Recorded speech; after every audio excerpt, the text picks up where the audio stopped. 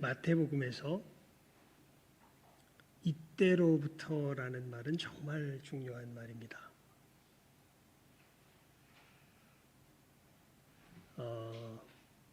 마태복음은 이때로부터란 말로 크게 세 등분이 됩니다. 그러니까 이때로부터라는 말은 두 번 등장해요.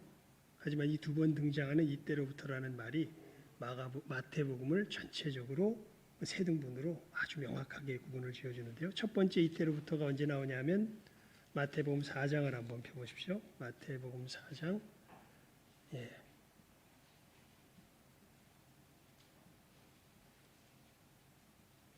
17절입니다. 우리 번역에는 이때부터, 그리고 이 마태복음 16장에는 이때로부터 이렇게 말을 조금 바꿔놨는데 헬라 말로 하면 아포토테, 아포라는 것은 뭐뭐로부터, 영어로 말하면 from, 토테는 그때, 그래서 똑같은 말입니다. 17절 말씀 한번 읽어볼까요? 시작. 이때부터 예수께서 비로소 천파하여 가라사대 회개하라 천국이 가까웠느니라 하시더라. 아멘. 예수님께서 시험을 받으시고 갈릴리로 돌아오셔서 이제 공생애의 이 천국 사역을 처음 시작하실 때에 그때를 마태가 이 말을 통하여서 소개를 합니다. 이때로부터 아포토테, 이때부터 비로소, 예수께서 비로소 전파하여 가라사대 회개하라 천국이 가까웠느니라 하시더라. 그리고 다시 우리 오늘 본문으로 돌아오죠. 우리 21절 함께 읽어볼까요? 21절 말씀입니다. 시작하면 읽습니다. 21절 시작. 이때로부터 예수 그리스도께서 자기가 예루살렘에 올라가 장로들과 대제사장들과 서기관들에게 많은 고난을 받고 죽임을 당하고 제3일에 살아나야 할 것을 제자들에게 비로소 가르치시니. 여러분, 이때가 어느 때입니까?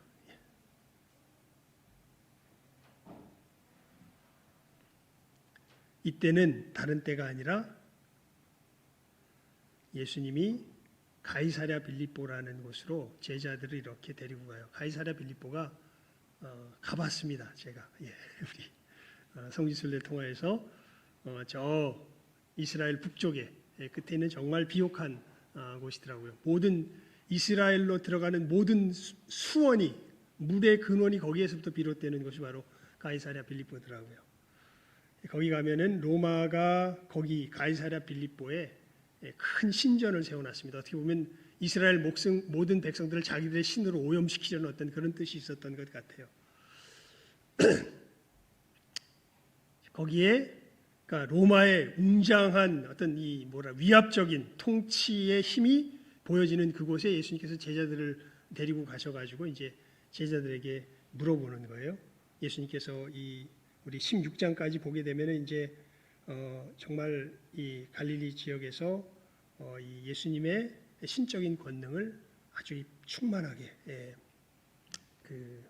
보여주신 예수님께서 하나님께로부터 오신 분이라는 것을 이제 보여주신 것이죠. 그러면서 제자들에게 물어봐요. 제자들을 지금 이 땅을 다스리고 있는 로마의 가장 위압적인 모습이 보여지는 이 가이사랴 빌립보로 데리고 와서 물어봐요. 너희는 나를 누구라 하느냐? 그러니까 가서 봤거든요. 가서 보니까 정말 뭐라 그러더라? 갑자기 신 이름을 잊어버렸다. 반은 염소고 반은 이거고, 하여튼 화 잘 내는 그런 신이 있는데. 그런 신전도 있고 여러 신전들이 이렇게 있으면서 로마가 이스라엘을 이제 완전하게 장악하며 너희들은 내 손아귀에 있다라는 것을 어떻게 보면 위압적으로 보여주는 그 위용, 뭐라 그럴까요? 위압적인 모습이 보여지는 그곳에 제자들을 데리고 가서 예수님께서 물어보는 거죠. 너희는 나를 누구라 하느냐? 그러니까 우리 잘 알죠. 우리가 지금 베드로를 계속해서 살피고 있잖아요. 그래서 베드로가 관계되는 말씀이기에 오늘 이 말씀도 살피는 건데, 그때 베드로가 뭐라 그럽니까? 주는 그리스도시요 살아계신 하나님의 아들이시니다. 그러니까 예수님께서 우리 21절을 읽었지만 17절로 가봅시다. 16장 17절 16절부터 봅시다. 16절에서 우리 20절까지 21절 전까지 16절에서 20절까지 함께 읽어봅니다. 시작. 시몬 베드로가 대답하여 가로되 주는 그리스도시요 살아계신 하나님의 아들이시니이다. 예수께서 대답하여 가라사대 바요나 시몬아 내가 복이 있도다. 이를 내게 알게 한 이는 혈육이 아니요 하늘에 계신 내 아버지시니라. 또 내가 내게 이르노니 너는 베드로라. 내가 이 반석 위에 내 교회를 세우리니 음부의 권세가 이기지 못하리라.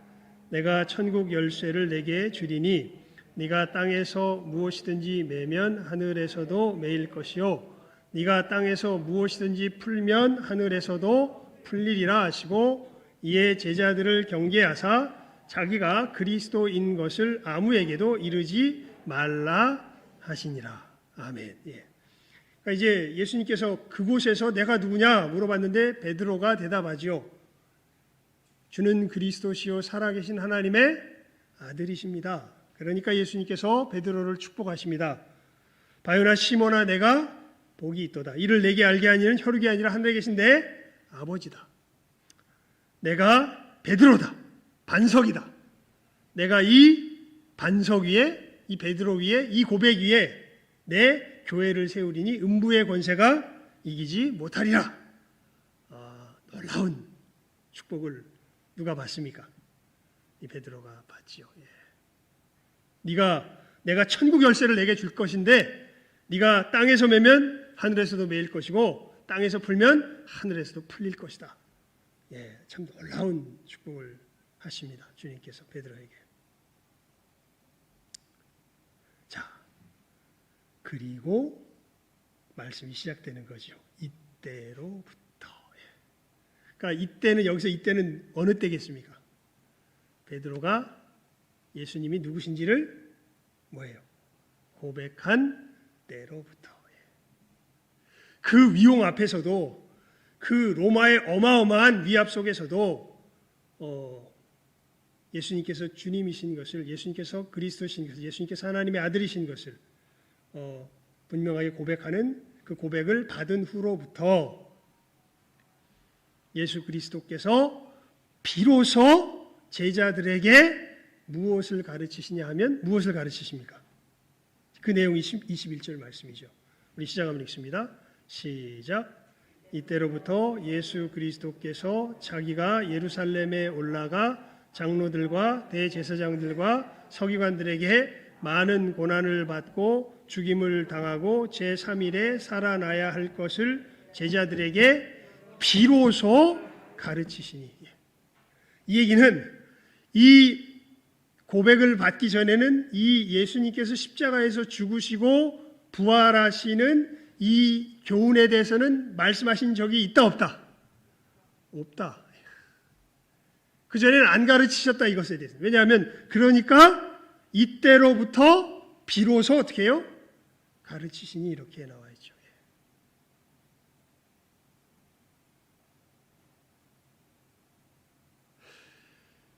여러분, 베드로는 지금 천국의 사람입니까? 지옥의 사람입니까? 우리 이 말씀을 보면 앞에 있는 전후 상황을 이렇게 살펴본 베드로는 지금 천국의 사람입니까? 지옥의 사람입니까? 천국의 사람 정도가 아니라 천국 뭐를 가진 사람이에요 지금? 열쇠를 가진 사람 아니에요. 누가 약속해 주셨어요 지금? 예수님께서 약속해 주셨잖아요. 방금 전에 읽었잖아요. 그래서 읽었잖아 우리가. 예. 지금 천국의 사람입니까? 지옥의 사람입니까? 천국의 사람이죠. 예. 그런데 예수님께서 진짜 중요한 천국의 이 역사, 여러분들 예수 믿는 사람의 믿음의 핵심이 21절 말씀에 담겨져 있는 거죠. 이때로부터 비로소 예수님께서 고난을 받으시고 십자가에 죽으시고 사흘 만에 부활하셔야 할 것을 비로소 가르치시죠. 왜 그러십니까, 여러분? 예수님께서 그리스도시요 하나님의 아들로서 그리스도로서 오신 것. 그러니까 하나님의 아들은 예수님의 존재라면요, 그리스도는 예수님의 신분이에요. 예. 뭐 쉽게 말하면 조선 왕조에서 비유를 들자면 이씨 혈통에서 났으면은 이건 무슨 족이에요? 왕족이죠. 그런데 이게 세자가 된 거예요. 세자가 그리스도를 의미한다고 보면 돼요. 쉽게 말하면, 비유해서 말하면 이씨 이 왕족의 세자, 하나님의 아들이요 그리스도십니다라는 것이 이제 그런 식의 의미로 이해하면 됩니다. 예수의 존재는 누구시라는 거예요? 하나님의 아들. 여러분, 개가 나오면 그 개가 낳은 건 뭡니까? 개지요. 고양이가 나오면 고양이가 나온 건 뭐예요? 고양이지요. 사람이 나오면 사람이 낳은 건 뭐예요? 사람이지요. 그러면 하나님의 아들이면 이는 그 존재가 누구시겠습니까? 하나님이시죠. 하나님이 이 땅에 그리스도로 오셨다. 그리스도는 지금 설명하면 복잡하니까요. 간단하게 말하면 구약에서 메시아를 그리스도라고 신약 헬라어가 그렇게 번역을 합니다. 메시아는 기름 부음 받은 자라는 뜻이요, 하나님께서 특별한 일을 위하여서 특별히 구별하여 세운 사람들을 기름 부어서 구별하여 세운 사람들을 메시아라 그랬는데, 세 종류의 직분이 이 메시아입니다. 왕과 제사장과 하나님의 뜻을 전하는 선지자. 주는 그리스도시요 하나님의 아들이십니다. 그리고 이 그리스도라는 직분이 이스라엘 백성들이 오랜 세월 하나님의 백성으로서 고난을 당하는 가운데 자기들을 죄악 가운데서 건질 소망의 분으로서 고백되기 시작하죠. 여러분, 이 부분에 있어서는 이스라엘 백성들에게 우리가 배워야죠. 우리 인생이 왜 요 모양 요 꼴입니까?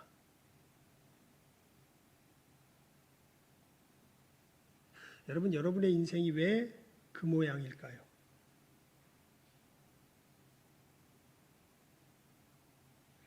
이스라엘 백성들이 역사 속에서 처절하게 깨달아 한 것이 있습니다. 그것이 무엇이냐면, 이 땅에 이렇게 악과 고통이 있는 것은 우리가 다 무엇에 빠져 있기 때문에 그럴까요? 죄 가운데 빠져 있기 때문에 그럽니다. 그리스도는 우리를 어디에서 건지시는 분이시로 이스라엘 백성들이 이스라엘 역사 속에서 사실 하나님께서 계시해 주신 것일까요? 우리를 어디에서 건지시는 분으로? 죄 가운데서 건지시는 분으로.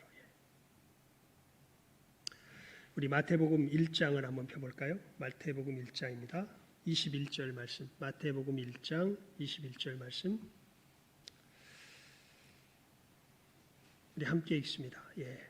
마태복음 1장 21절 말씀. 시작하면 읽습니다. 마태복음 1장 21절 말씀입니다. 시작. 아들을 낳으리니 이름을 예수라 하라. 이는 그가 자기 백성을 저희 죄에서 구원할 자이심이라 하니라. 아멘. 천사가 요셉에게 현몽하여서 이제 마리아에게 잉태된 것은 성령으로 된 것이니까 그 여인을 데려오기를 두려워하지 말고 그 여인이 아이를 낳으면 그 아이의 이름을 아예 가르쳐 줍니다. 뭐라고 해라? 예수라 해라. 여호수아의 이 헬라식 발음입니다. 여호수아, 구원자라는 뜻입니다. 자기 백성을 어디에서?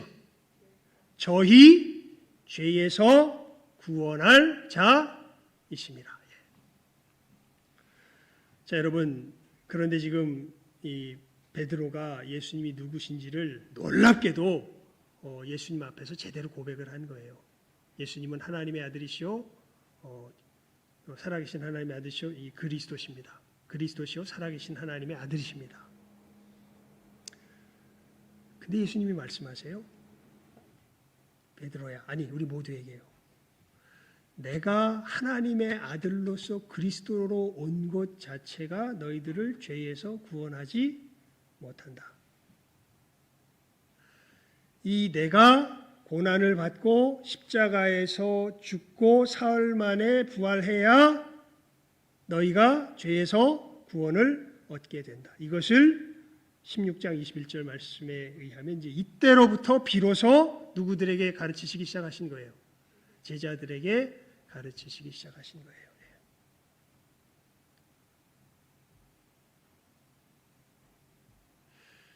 그리고 여러분 참 이 부분은 신비한 부분이에요. 뭐가 신비하냐면 복음서에 나오는 제자들은 예수님의 십자가가 자기 죄를 위한 것임을 제대로 인식할까요? 인식 못할까요?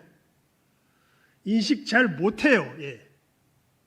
나중에 예수님 부활하신 후에야 그때야 겨우 깨달아 합니다.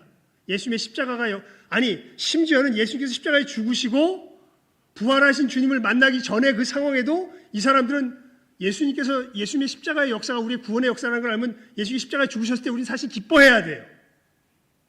그런데 그때 뭐 하고 있습니까? 다 다락방에 숨어가지고 벌벌 떨고 있고 우린 다 끝장났다 이런 생각하고 있거든요. 그러니까 아직 예수님께서 이루시는 그 역사의 진정한 의미를 심지어 예수님께서 십자가에 죽으시고 부활하신 주님을 만나기까지는 제대로 깨달아 알아요? 몰라요? 몰라요. 예.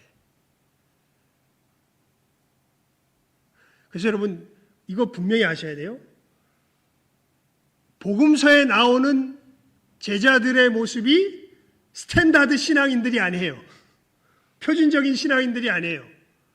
진짜 표준적인 신앙인들은 사도행전에 나오는 신앙인들부터 표준적인 신앙인들이에요. 이 전까지는 누구도 혼란 가운데 있어요. 제자들도 사실은 이 지식의 측면에 있어서는 혼란 가운데 있어요. 그런데 놀랍게도요. 우리 요한복음, 이건 그냥 보지 맙시다. 그냥 설명을 할게요. 우리 많이 봤죠. 요한복음 우리 13장에 보면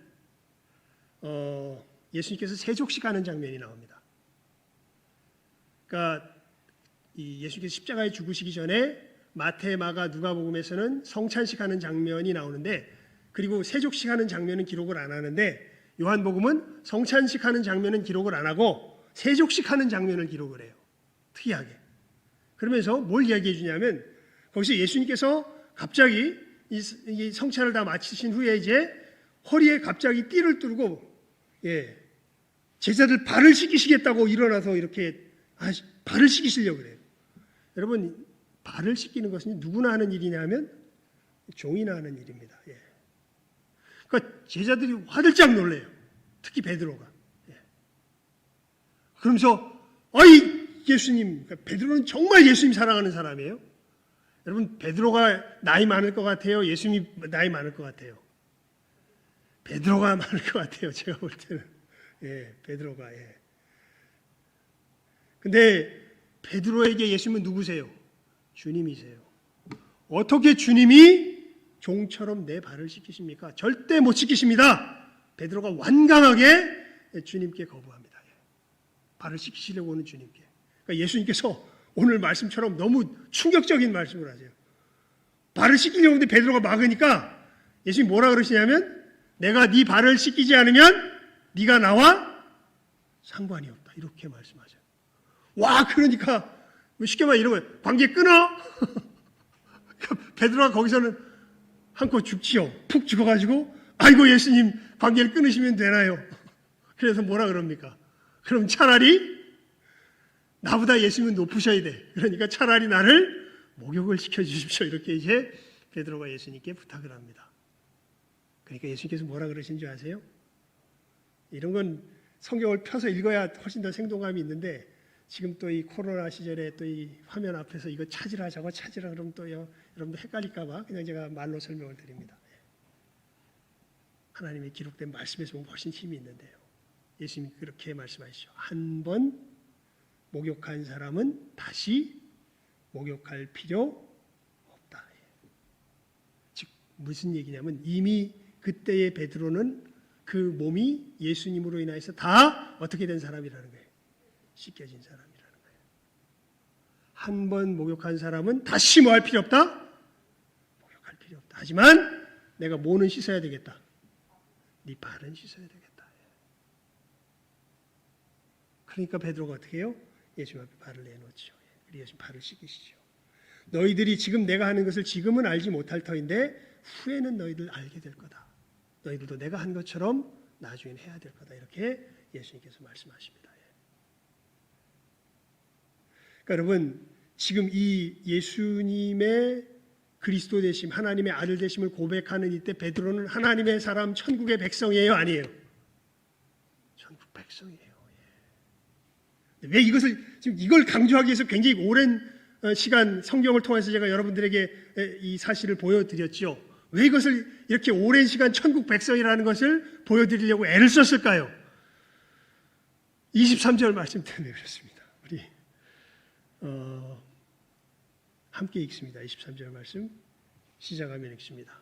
우리 16장으로 돌아옵니다. 16장으로 돌아가서 23절 말씀, 요거는 화면에 보여주셔도 좋겠습니다. 시작하면 읽습니다. 시작. 예수께서 돌이키시며 베드로에게 이르시되 사단아 내 뒤로 물러가라. 너는 나를 넘어지게 하는 자로다.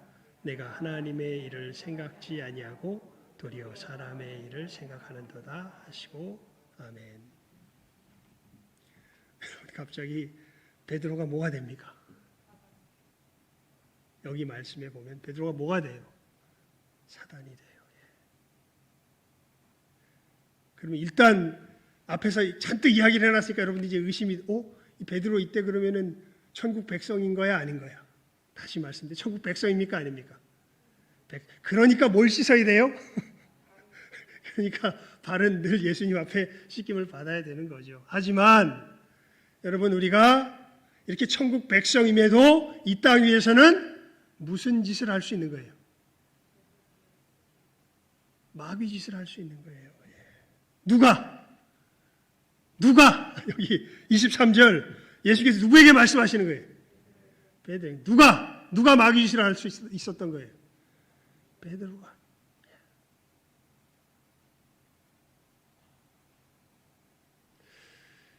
많은 분들이 이것을 갖다가 왜 마귀 짓을 하냐고 막 꾸짖는데, 오히려 이 말씀을 하신 것은요, 예수님께서 우리를 위로하기 위해서 이 말씀을 적어주신 겁니다. 마귀 짓을 할 수 있다, 없다? 있다. 누구지만, 무엇이지만, 천국 백성이지만 무슨 짓을 할 수도 있다. 마귀 짓을 할 수도 있다. 누가 지금 그걸 여실하게 보여줘요? 베드로가 지금 여실하게 보여주잖아요. 그럼 나 마귀 짓 해도 되는구나. 그 뜻은 아닙니다. 이제부터 마귀 짓을 안심하고 하려는 못된 분들이 없으실 줄 믿습니다. 단지 이 상황을, 왜냐하면 이 마귀 짓이라는 것이 너무 우리들 삶 속에서 사실은 분별해내는 것이 나중에 보면 쉬운데 현실 속에서 분별하기가 정말 불가능해서 그래요. 오늘 말씀에서 그 상황이 나오죠. 왜 예수님께서 베드로를 지금 마귀라 그러세요? 예수님의 말씀이 뭡니까? 내가 지금 뭐하러 가겠다 얘기하시니까, 죽으러 가겠다 말씀하시니까 베드로는 지금 예수님 뭐 하려는 거예요? 예수님 너무 사랑해가지고, 우리 22절, 그런 점에서 22절 말씀을 봅시다. 시작하면 읽습니다. 22절 말씀입니다. 시작. 베드로가 예수를 붙들고 간하여 가로되 주여 그리 마옵소서, 이 일이 결코 주에게 미치지 아니하리이다. 이게 되게 순화해서 번역해놨는데요, 이거 제대로 된 번역이 아닙니다. 베드로가 예수를 붙들고 꾸짖어 가로되, 이렇게 해야 제대로 된 번역이에요. 베드로가 예수님 붙들고, 쉽게 말하면 뭐 했다는 거예요? 예수님 막 혼냈다는 거예요. 티마오라는 헬라 말이 여기 있습니다. 이건 꾸짖는다는 말이에요. 그냥 간청하다는 말이 아니에요. 꾸짖는다는 말이 이 말의 정확한 의미예요. 근데 우리 성경 번역하시는 분들이, 이걸 베드로가 예수님을 꾸짖었을까? 이건 좀 말이 안 되는 것 같아. 이래가지고 가나요, 이렇게 완화해서 번역한 것 같아요. 근데 아니요. 여러분, 우리 성경 말씀, 특히 요한복음에 그런 상황들이 자주 나오는데요, 예수님께서 하시는 말씀이요, 무슨 얘기인지 되게 우리를 당혹스럽게 할 때가 굉장히 많아요. 즉, 우리 이해력 속에서 납득이 안 되는 이야기를 막 하실 때가 많아요. 그때 톡톡 튀어나와서 예수님 반대하는 사람이 누굴까요? 그때 그게 베드로예요. 왜 톡톡 튀어나와서 예수님 반대할까요? 예수님을 사랑해서요. 예수님한테 자기 생각에 나쁜 일 미치지 않도록 하기 위해서요. 지금도 예수님 약간, 그러니까 여러분 그 앞쪽에 보면요, 예수님 엄마와 예수님 동생들이 예수님 데리러 와요. 그랬더니 예수님께서 자기와 함께 말씀을 나누는 제자들 앞에서 뭐라 그러시는 줄 아세요? 누가 내 어미요? 누가 내 형제요? 누가 내 자매냐? 그러면서 저기 지금 자기 데리러 온 이 엄마와 형제들이 예수님이 당국의 위협을 받아서 생명이 위협하게 됐으니까 이게 저놈이 미쳤나 보다 해가지고 얼른 데리고 와서 정신 차리게 해야지 이러고 지금 데리러 온 거예요. 사실은 예수님 뭐 했다고 생각해가지고 미쳤다고 생각해가지고. 근데 거기다 대고 한술 더 떠가지고 지금 예수님 말씀 듣고 있는 사람들한테 예수님 뭐라 하시냐? 누가 내 어머니요? 누가 내 형제들이냐? 니들이다. 누가 아니고. 지금 저기 나 잡으러 온 저 사람들이 아니고, 물론 아닌 건 아니죠. 그런데 이게 무슨 얘기인지 아시겠죠? 예. 그러니까 이런 식의 이야기를 예수님께서 순간순간 하실 때가 있어요. 정말 영적으로 깊은 얘기라 이게 우리의 마음속에는 언뜻 잘 안 와닿는 정도가 아니라 너무 괴기스러워요. 예. 쉽게 말하면. 솔직히 말하면. 여러분, 우리 오늘 뭐라고 인사했습니까? 기억나세요? 기억 안 나죠? 우리는 말씀 앞에서 어린아이입니다. 그리고 예배 선언할 때 읽었던 말씀이 무엇입니까? 이것을 지혜롭고 슬기로운 자들에게는 하나님께서 뭐 하시고 감추시고 누구에게 나타내시기를 기뻐하십니까? 어린아이들에게 나타내시기를 기뻐하십니다.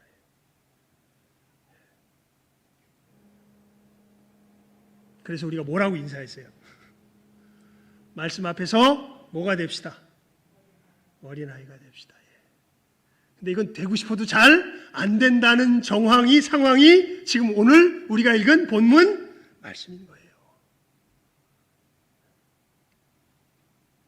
어린아이가 되고 싶어도 잘 안 돼요. 왜요? 지금 베드로 지금 예수님 사랑해요? 예수님 미워해요? 예수님 엄청 사랑해요. 예수님 또 정신 나간 소리를 하는 거예요.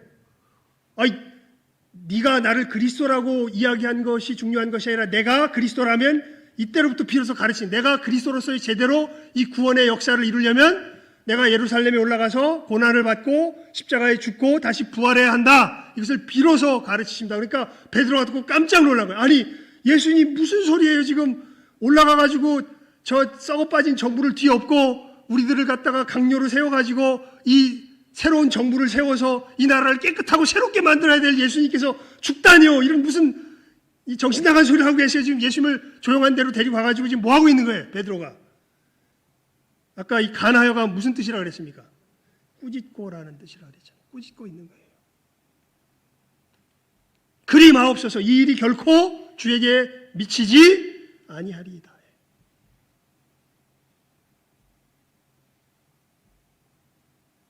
여러분, 우리 문제가 해결되려면 어떻게 해야 되겠습니까?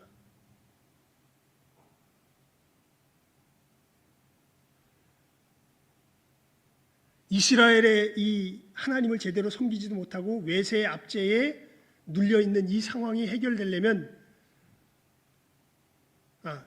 순서가 바뀌었네. 외세의 압제에 눌려가지고 하나님을 제대로 섬기지도 못하는 이 상황이 해결되려면 어떤 일이 일어나야 되겠어요?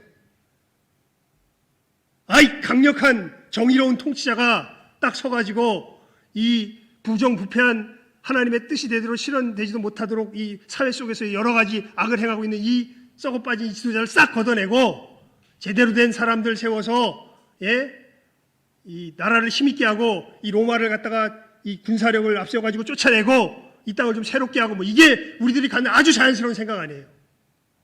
그렇게 되면 우리가 로마의 압제에서 벗어나면 누구도 자연스럽게 섬길 수 있고 자유롭게 하나님도 섬길 수 있고 근데 하나님은, 예수님은 말씀하세요. 그런다고 너희들이 섬길 수 있지 못하다. 여러분, 이건 정말 중요한 성경의 가르침인데요. 사람이 타락한 것은 환경이 나빠서 타락했습니까? 자기의 분에 넘치는 욕심 때문에 타락했습니까? 성경의 처음을 읽어보십시오. 사람이 타락한 것은 환경이 완벽한 어디에서 타락합니까? 에덴 동산에서 타락합니다. 누구의 이야기를, 꾀임을 듣고요. 사단의 꾀임을 듣고 무엇이 될 것이라는 꾀임이요. 네가 하나님처럼 될 것이라는 꾀임을 듣고 그렇게 해서 타락합니다. 여러분, 환경이 좋아지면 여러분들이 좋아질 것 같으세요?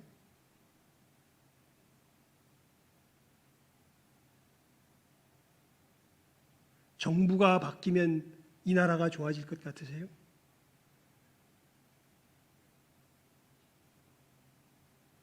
뭔가 내 삶의 요 문제만 해결이 되면 내 인생이 행복해질 것 같으세요? 예수님은 그 부분에 대해서 어마어마한 실체를, 진리를 우리들에게 알려주십니다. 그런다고 너희들이 행복해지지 않는다. 너희들 근본 속에 있는 그 죄의 문제가 해결되지 않으면 하나님과의 관계에 있어서 막혀있는 그 하나님과의 막힌 담이 허물어지지 않으면 아무리 주변 환경 다 해봐야 너희들은 또 이 모든 환경이 가장 완벽하게 갖춰졌던 곳이 어디예요? 그것이 성경이 시작하는 곳이에요. 창세기 2장 어디? 에덴 동산. 거기서 인간은 뭐해요? 타락해요.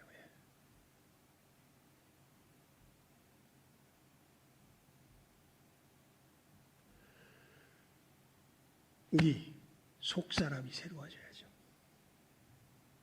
그 속사람이 새로워지는 길은 예수님께서 어떻게 되는 길밖에 없어요. 십자가에 죽으시고 부활하시는 길밖에 없어요. 그래서 이것을 비로소 그리스도로서 자기가 할 일을 가르치시는 거예요. 왜? 우리 소망 자체가, 여러분의 우리 기대 자체가 썩었기 때문에, 틀리기 때문에 또 참 이것을 깨달아 아는 사람은 얼마나 복이 있을까요? 여러분, 그러니까 여러분의 인생이 힘든 건요, 돈이 없어서 힘든 게 아니에요. 상황과 능력이 없어서 힘든 게 아니에요. 상황이 힘들어서 좋지 않은 게 아니에요.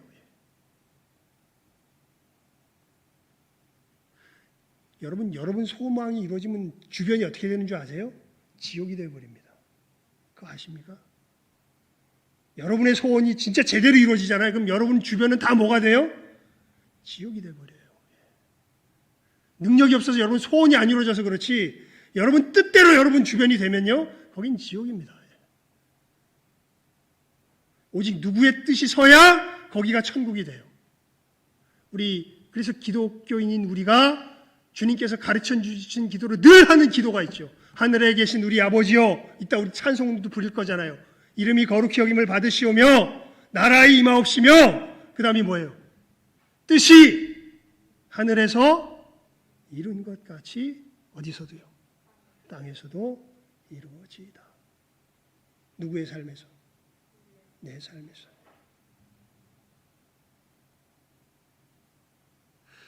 정말 내 심령 깊은 곳에서 예수님을 사랑해서 정말 간절히 예수님을 위하는 마음으로 절대 그 일 일어나면 안 돼요 라고 하는 그 이야기가, 우리 23절 읽어봅니다. 다시 시작하면 읽습니다. 시작. 예수께서 돌이키시며 베드로에게 이르시되 사단아 내 뒤로 물러가라. 너는 나를 넘어지게 하는 자로다. 네가 하나님의 일을 생각지 아니하고 도리어 사람의 일을 생각하는도다 하시고. 아멘.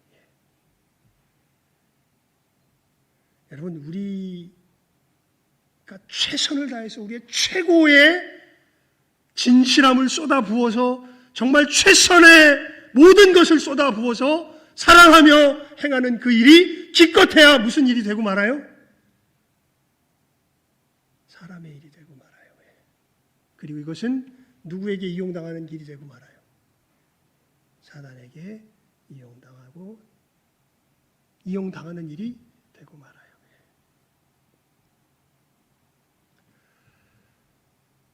우리 뭐라고 인사했죠? 말씀 앞에서 뭐가 됩시다? 어린아이가 돼. 여러분, 하나님 말씀이요 되게 당혹스러워요. 근데 말씀이 이거예요? 하나님 이거 내 속에서 잘 안 될 건데 이게 하나님 말씀이네요? 이 태도랑 이게 뭐야? 하나님 말씀이 이럴 수가 있나? 하나님 말씀이라면 이래야지. 이거랑 완전히 다르죠. 처음의 태도는 하나님 말씀 앞에서 두려워 떠는 사람의 모습이죠. 둘 다 안 되는 건 마찬가지예요. 이 말씀이 안 되는 건. 하지만 두 번째 사람의 태도는 지가 누구 말씀보다 높아져 있어요. 이 말씀을 대하는데 지가 누구 말씀보다 높아져 있어요. 하나님 말씀보다 높아져 있어요. 사랑하냐 안 하냐 여러분의 감정이 중요한 게 아니에요. 여기 지금 베드로의 모습이 그것을 그대로 드러냅니다. 여러분이 예수님을 얼마나 사랑하냐 게 중요한 게 아니에요. 여러분의 감정 자체는 아무짝에도 그런 점에서는 쓸모가 없어요. 좀 죄송한 말씀이지만요.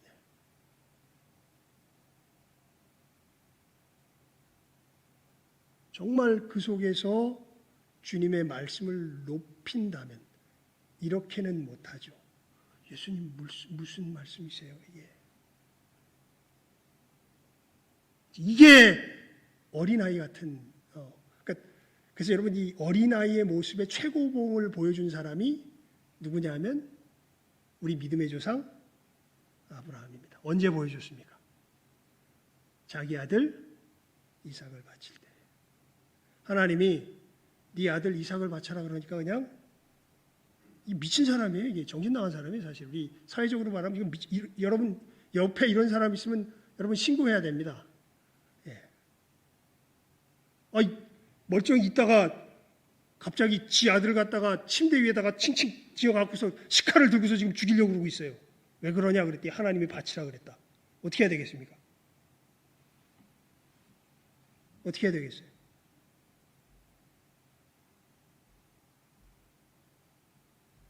근데 아브라함은 그렇게 자기가 그 취급을 받을 걸 알기 때문에 자기 아내한테는 얘기를 안 해요.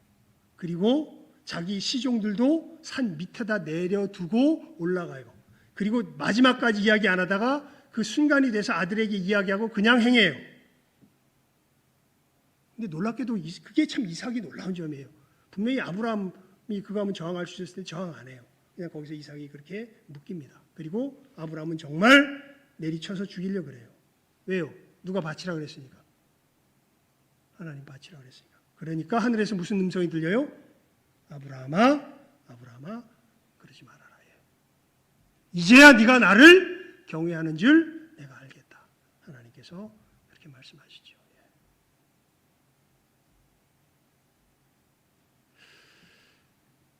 오늘 설교 제목이 뭡니까?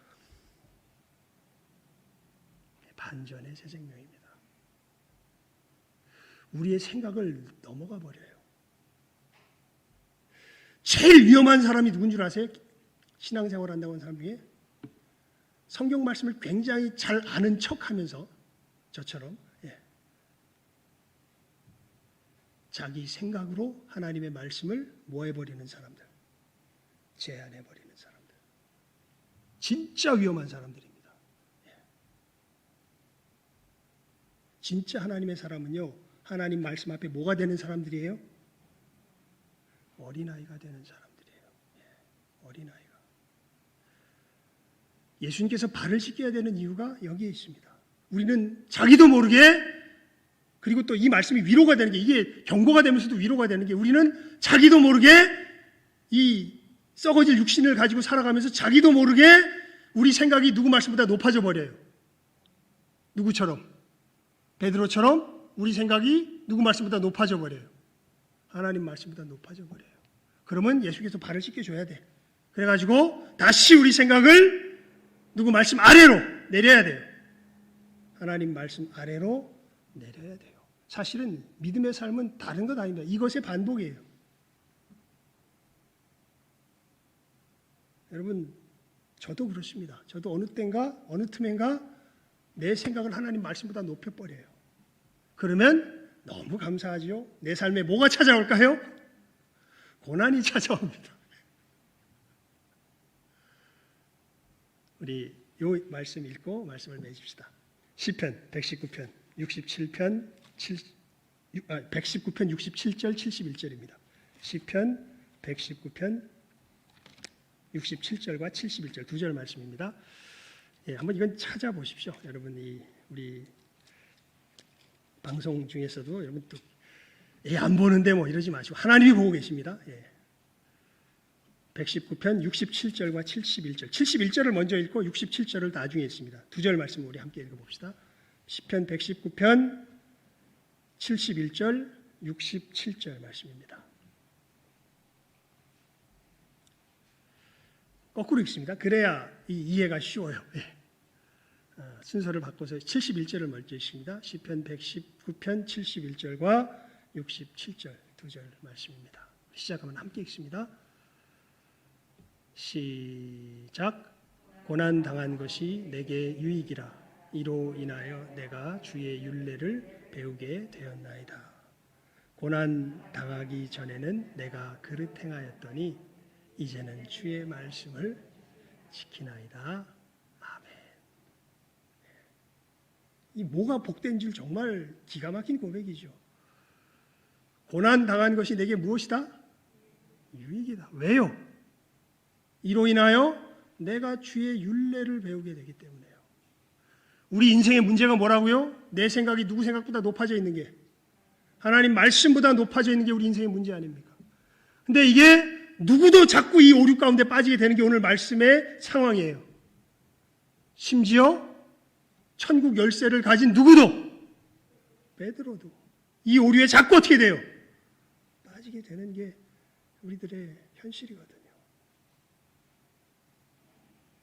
그러면 끝장난 게 아니라 예수님께서 그래서 우리 발을 뭐 하실 필요가 있는 거예요. 예수님이 씻기실 필요가, 예수님 우리 발을 씻기시러 오실 때 보통 거의 99.9% 우리는 뭘 당하게 돼 있어요? 고난을 당하게 돼 있어요. 예. 왜요? 고난을 당해야 낮아져요. 예. 하도 교만해가지고 이게, 그러니까 여러분 지금 교육 시스템이 되게 문제인 게요. 뭘로 하면 알아들을 거라고 생각해요.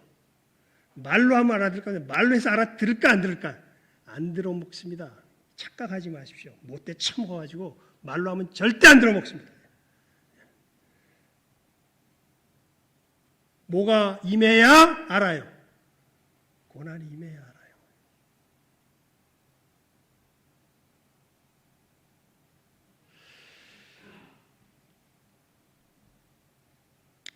이 믿음의 싸움, 이 반전의 삶의 걸음, 내 자신을 부인하며 하나님의 말씀이 높아지는 이 생명의 길. 그런데 그 속에서 내 자신이 부서지기 때문에 순간순간은 매우 고통스러운 이 길. 하지만 이 고통의 과정들을 견뎌내며 건너갈 때 진정한 평강이 임하는 이 길. 복도 임합니다. 진짜로. 너희는 먼저 그의 나라와 그의 의를 어떻게 해라? 구하라. 그리하면 어떻게 됩니까? 이 모든 것을 너희에게 더하시리라. 무엇을 먹을까, 무엇을 마실까 염려하지 말아라. 너희들이 이 싸움을 제대로 너희들 삶 가운데서 진실하게 감당하면, 여러분 이 싸움을 감당하는 게 우리들의 목적입니다. 심지어 성경에 보면요, 거지로 죽는 위대한 그리스도인도 있어요. 거지 나사로처럼. 예수 믿는 걸 착각하지 마십시오. 푯대를 엉뚱한 곳에 세우지 마십시오. 우리는 거룩함에 참여하기 위해서 예수를 믿는 것이지 이 땅에서 잘 먹고 잘 살라고 예수를 믿는 게 아닙니다. 하지만 예수를 제대로 믿으면 이 땅에서 어쩔 수 없이 잘 먹고 어떻게 돼요? 잘 살게 되기는 해요. 거의 99.9%. 0.01% 정도는 순결당해요. 정말 제대로 믿으면. 네. 하지만 100% 다 순교의 각오로 살아갑니다. 근데 순교의 각오로 살아가는데 잘 돼. 사실은. 고난은 있는데. 그리고 진짜 하나님께서 쓰시는 몇몇 사람들은 뭘 당해요? 순교를 당해요. 100% 무슨 각오로 살아간다고요? 순교의 각오로. 100% 그 마음이 하나님 말씀 앞에서 어떤 자세로 살아간다고요? 어린아이와 같은 자세로 살아간다고요. 그리고 이것이 이 썩을 몸을 가지고 살아가기 때문에 순간순간 역전될 때가 있다고. 누구처럼? 오늘 말씀에 베드로처럼. 그러면 다시 주님께서 우리를 씻으시러 오시며 고난 속에서 연단하시고 단련하시며 이 믿음의 걸음을 한 걸음 한 걸음 걷게 하시는 것이 바로 우리가 믿는 믿음의 길인 것을 분명하게 깨달아 하시고, 여러분 푯대를 흐트러뜨리지 마시고 이 어두움의 땅 속에서 이 빛된 걸음들을 한 걸음 한 걸음 제대로 걸어가실 수 있는, 여기는 모든 귀한 영혼들 될 수 있기를, 이 시간 함께 예배드리는 모든 영혼들 될 수 있기를 예수님의 이름으로 부탁을 드립니다. 기도하겠습니다. 하나님 아버지, 감사합니다. 저희들 이 시간에 주님의 생명이 어떻게 우리를 삶 가운데서 현실적으로 경험되어지는가, 베드로를 통하여서 그 구체적인 모습을 살펴보았습니다. 내가 사랑하고 내가 열심을 내고가 중요한 것이 아닙니다. 내 삶 속에서 진실하게 하나님의 말씀이 높아졌는지, 내가 그 말씀 앞에 어린아이와 같이 낮아졌는지, 이것이 진정한 우리들의 삶에 걸어가야 할 길인 것을 저희들이 말씀을 통하여서 분명하게 보여주십니다.